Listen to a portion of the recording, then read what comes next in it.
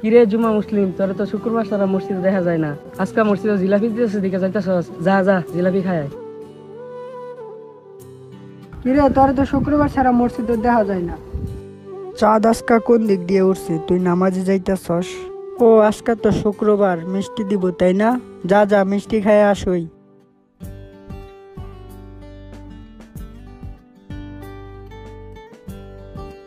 কিরে আয়সা পড়লি কে, নামাজে যাবি না?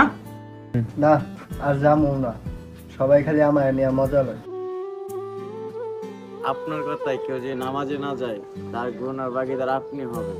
তাই যত পারেন মানুষকে নামাজে যেতে উৎসাহিত করেন।